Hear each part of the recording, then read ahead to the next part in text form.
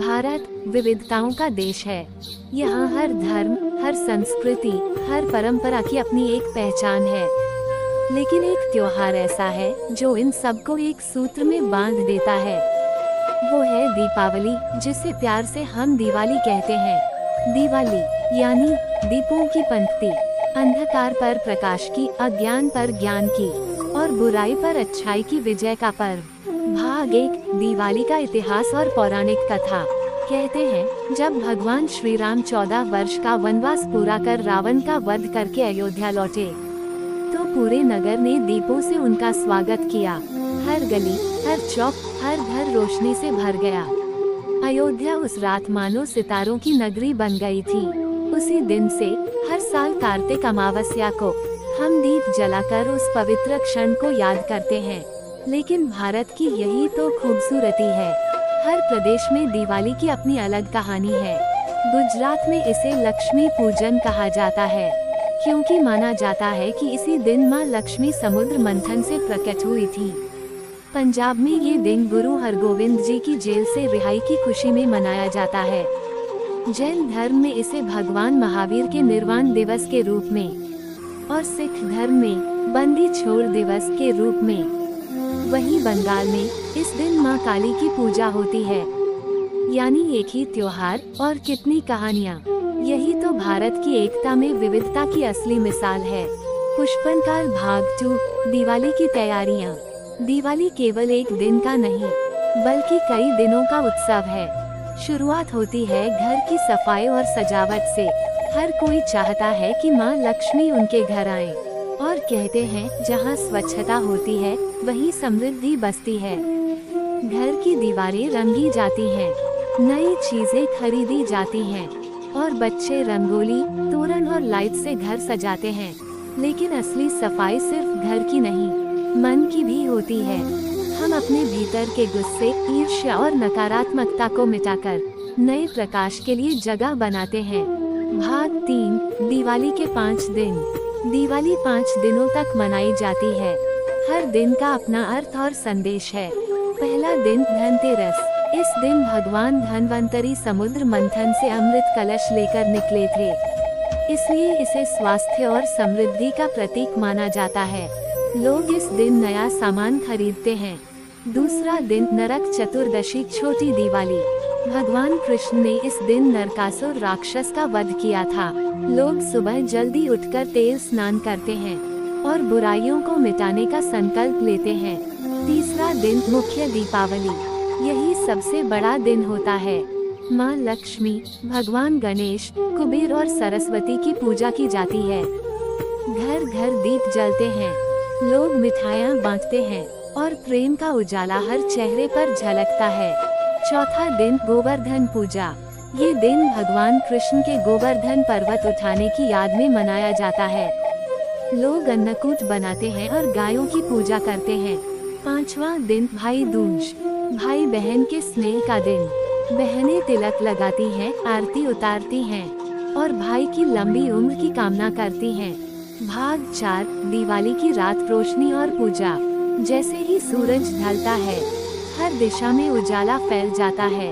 घरों की छतों पर, गलियों में, मंदिरों में दीपों की कतारें जगमगाने लगती हैं। पूजा की थाली में चांदी की मूर्तियां रखी जाती हैं। मां लक्ष्मी, गणेश जी और सिक्कों से सजा हुआ कलश। धीरे से मंत्र गूंजते हैं, ओम श्रीं ह्रीं क्लीं महालक्ष्मी नमः। लोग प्रार्थना करते हैं, मां लक्ष्मी हमारे घर धन और शांति का प्रकाश लाएं। इसके बाद मिठाइयाँ बांटी जाती हैं, बच्चे फुलझड़ियाँ जलाते हैं और पूरा वातावरण एक पवित्र खुशी से भर जाता है। भाग 5, दिवाली का सामाजिक और आर्थिक पहलू। दिवाली न केवल धार्मिक बल्कि आर्थिक दृष्टि से भी महत्वपूर्ण है। इस समय बाजारों में रौनक होती है। दुकानों में लाइट्स, नई मिठाइयाँ, कपड़े और उपहार।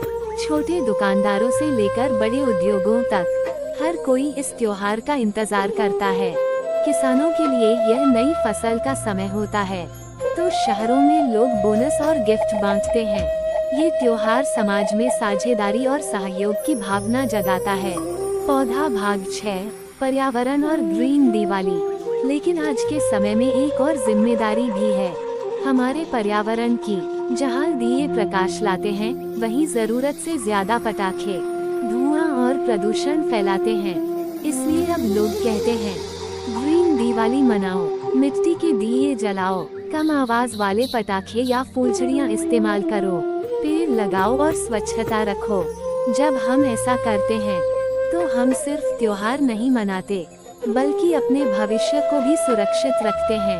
भाग 7, दिवाली का आध्यात्मिक अर्थ। दिवाली सिर्फ बाहर की रोशनी नहीं, ये अंदर के अंधकार को मिटाने का प्रतीक है। हर इंसान के जीवन में कुछ अंधेरे पल आते हैं, निराशा, असफलता या दुख के। लेकिन जब मन में आशा का दीप जलता है, तो हर अंधकार मिट जाता है। दीपक छोटा हो सकता है, पर वो पूरे कमरे का अंधकार मिटा देता है। वैसे ही एक अच्छा विचार, एक सच्चा कर्म जीवन में नई रोशनी ला सकता है। भाग 8, एक छोटी सी कहानी, रामू की दिवाली। एक छोटे से गांव में रामू नाम का गरीब किसान रहता था। उसके पास ज्यादा कुछ नहीं था, बस मिट्टी का घर और 2 बैल। दिवाली आई तो उसकी पत्नी उदास थी, क्योंकि घर में दीप जलाने तक के पैसे नहीं थे। रामू मुस्कुराया और बोला, दीप पैसों से नहीं, विश्वास से जलते हैं। वो खेत की मिट्टी से कुछ दिए बनाकर सुखाने लगा। शाम को उनमें तेल और बाती रखी, और अमावस्या की रात जब उसने उन्हें जलाया, तो उसका घर भी उसी उजाले में नहा गया, जिसमें गांव के अमीरों के घर थे। लोगों ने कहा, रामू के घर की रोशनी सबसे सुंदर है, क्योंकि वह दीप आशा और संतोष से जल रहे थे। भाग 9, आधुनिक युग की दिवाली। आज दिवाली का रूप बदल गया है। लेड लाइट्स, ऑनलाइन गिफ्ट्स और बड़ी बड़ी शॉपिंग। लेकिन असली दिवाली तब होती है, जब हम किसी जरूरतमंद के चेहरे पर मुस्कान लाते हैं। कई जगह अब सेवा दिवाली मनाई जाती है। लोग गरीबों को कपड़े, मिठाई और दीप बांटते हैं। यही है दिवाली का असली संदेश, दूसरों के जीवन में भी प्रकाश फैलाना। भाग 10, निष्कर्ष, प्रकाश का संदेश। दिवाली हमें सिखाती है कि अंधकार कितना भी गहरा क्यों न हो, एक दीपक उसे मिटाने के लिए काफी है।